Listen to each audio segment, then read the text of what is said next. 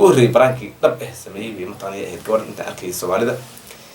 iyo mid kale asna aan ka daawaday guri barwaaqo asna lagu sameeyay oo kale oo aad mataqaana asna xaalad ay meel xun ay ka gaartay la garanayay mataqaana qaabka loo sameeyay u dhiday. Assalaamu calaykum waraxmatullaahi tacaala wabarakaatuh. aad baad u salaamantiin khayartaha sharafta leh meel kasto aad joogtaan. maanta waxaan doonayaa wax yar inaan ka hadlo gabar Soomaaliyeed oo mataqaana la yiraahdo Amiira Qurux taasi oo ka qaraxaysanaysa hooyadeed laakiin markii aan ka fiirino dhanka dhaqankeena xogaa doomarsan oo aad u qarib marka aan leenahay baryahan Soomaalida waxa ku soo batay waxaan yiraahdo prank horta maxay adi waa si qofka kris mataqaana wax uusan ogeyn looga dhigo halka ayadan mataqaana qofka sameynay waxan asaga ee qaraaxi sheekiyo qosol ay u tahay qofka kalena murugo iyo walbahaar ay u tahay. marka brankiga wuxuu ku kala duwan yahay sidiisa brankiga wuxuu ku fiican yahay dhalinyarada laakiin dadka waaweyn kuma haboono waliba waalid qofka hadii uu yahay ka waqsiga branki haddaad sameynaysaan iska sameeya brankiga ay sameeyaan aadan iyo isxaaf oo isla og yahay midka caadiga oo qofka wax dhiba aan soo gaaraynin maxaa yeelay dee kuwaas habeen maalmo aragnaa waxaa dhiba waxaan sameynaynaa isaasan leenahay la soco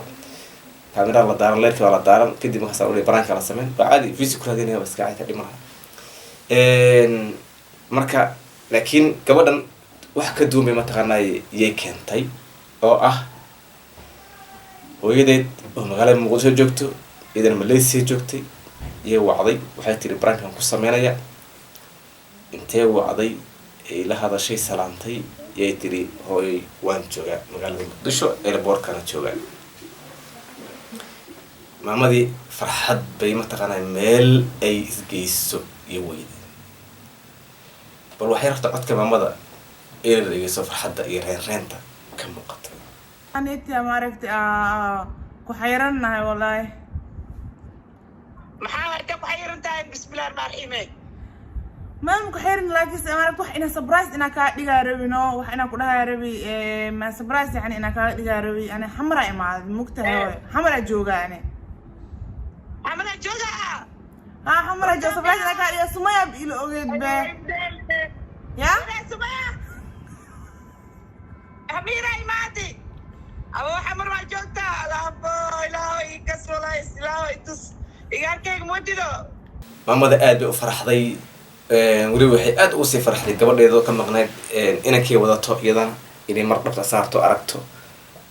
farxad wallahi aan la soo koobi karin waay marka iyada maxay yeelay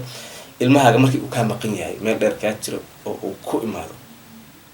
kulli qofkii waalid wax dhalay uu dareemay laakiin qofka wax dhalin inta badan ma dareemi karo farxad wuxuu dareemayaa uu la ilmeynayo qofku dareemayaa marka hadii qofkan uu yahay qof mataqaana hadii iska dhalinyar iska yar noqon lahayd marka maamada markii ay u sheegtay yaa wali waxay ka sii dhaadhicisay in mataqaana airportka joogto horeysi ay bixinayso wax fara badan ay uga warantay intaas maamada waxa u meyn arkeen oo ayada gabadheedo imaatay bay aad ugu farxsaneed taas wax kasta kala weyneed marka xaaladu iyada halka marayso maamada ay faraxsan tahay ayna leedahay maxaa naahible waxa soo qabo oo cuntadii iyo wixii mataqaana loo tala galay gabadhii martisoorka Soomaali martisoorka aad u wacan tahay gabadheeda haatay doonte ay diyaarinayso gabadha waxay tiri maya hooy iska daa prankan ku sameeyay marka maamada brankii way fahmi weyday waxay ku tiri ma igu ciyaaraysa aad bay u niyadjabtay marka laba mid baa mataqaana meesha ayada yaa ka ratimi lahaa qof hadii dhikar iyo sokor gaas uu qabo farxadaas ka badatay daraadeed dib u geysan kartay marka dambe qofka uu dhaho mataqaana waan kugu ciyaarayayna idan dib bay mataqaana u geysan lahayd ilaahay baa sababta bixiyay laakiin gabadha iyada waa in arrimahaasi aysan ku noqonin aad bay u fiican tahay mataqaana in waalidka lala ciyaaro ala waxeeyo laakiin waxyaabo waxaa jira aan ciyaar mataqaana aan gelin farxadan oo kale waa farxad aad u weyn waay marka to lagu jeesi karo ma aha. bal maamada dareenkeeda aan fiirino markii mataqaanay ay ku tiri hooyo waan ku ciyaaray. مقص سك سك سك سك واحد دربنا هاي برانك وسميها انت البوسه ملاش يا جماعه هاي يا وين ملاش يا جماعه ايماني هاي برانك وسميها هاي او بينيا بحال بين dareenka maamada aynkaasu mataqaanay u dhignaa waad garan kartaa waa qof markidan waxay noqotay niyad jabay qof mataqaanay hamuunka u qabay in gabadhiisa mataqaanay ay aragto in ay aragto inankii ay wadatay wuxuu dhan matan aad ugu faraxsanayd daqiiqad ka hor isbedeshay markiiba waad garan kartaa inta qofku wuxuu dareemayo.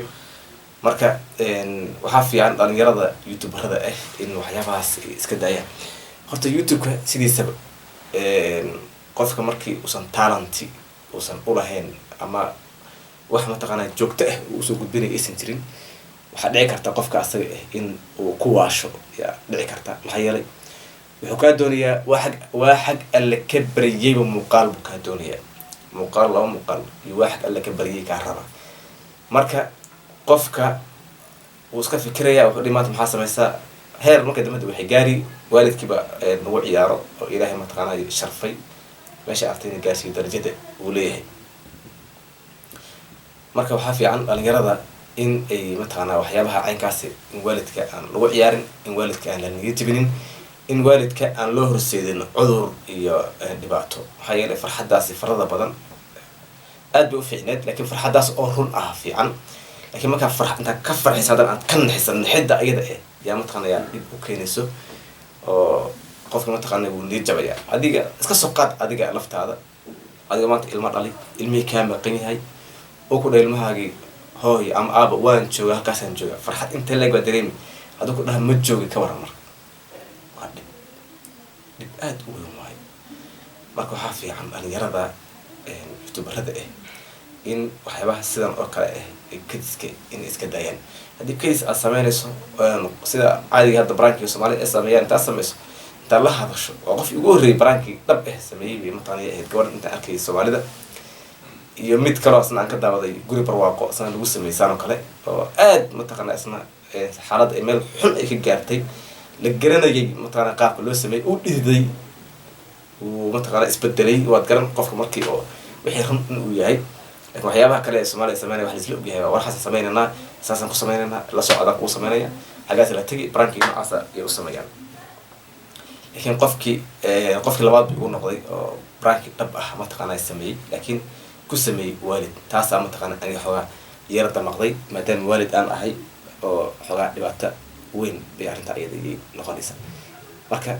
markaas waxaan leeyahay dhalinyarada soomaaliyeed waxyaabahaas oo kale mataqaanaa waalidka ha laga ilaaliyo aad uga taxadara.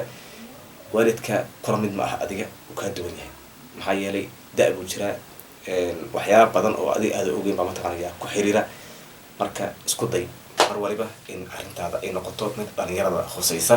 ee waalidka aad ka ilaalisaan. daawadayaal intaasaan kusoo koobaya barnaamijkan kooban ee aan kaga hadlay gabadhaas iyada ah ameero qurux kuna samaysay brank hooyadeed oo muqdisho joogto iyadana Malaysia ayay joogtay kana maxaa xaraabaysanaysa ama qosol iyo sheeko iyo iyada ka rabtay in ay ku kacsato youtube-keeda maanta muuqaal ay uga samaysato. intaan barnaamijkan mid lamid ah ku kulmayno saas nabad geli.